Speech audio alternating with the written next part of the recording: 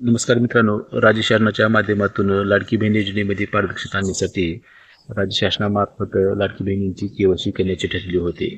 परंतु ज्या लाडक्या बहिणींनी केवायसी करून देखील त्यांचा हप्ता जमा झाला नाही, चुकीचा पर्याय निवडल्यामुळे त्यांचे हप्ते थकीत राहिले.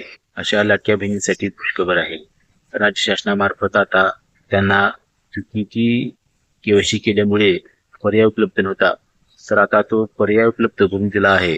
तर याची सविस्तर माहिती आपण व्हिडिओच्या माध्यमातून पाहणार आहोत व थकीत हप्तेही जमा होणार आहेत. त्यामुळे व्हिडिओ शेवटपर्यंत पहा.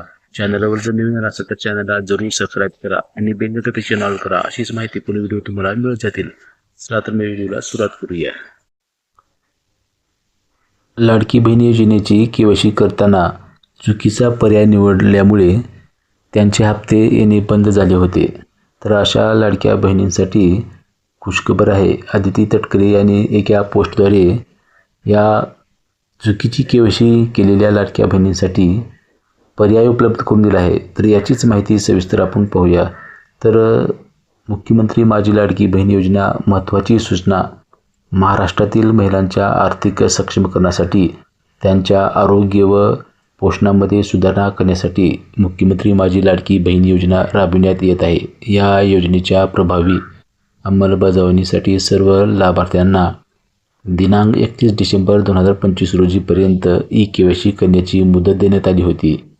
तथापि काही कारणावास्तव केवायसी करताना चुकीचा पर्याय निवडण्याची बाब निदर्शनास आली आहे. म्हणून योजनेच्या निकषानुसार या लाभार्थी महिलांची क्षेत्रीय स्तरावर अंगणवाडी सेविकामार्फत प्रत्यक्ष पडताळणी फिजिकल व्हेरिफिकेशन करण्याची सूचना राज्यातील सर्व जिल्हाधिकाऱ्यांना देण्यात आलेली आहे.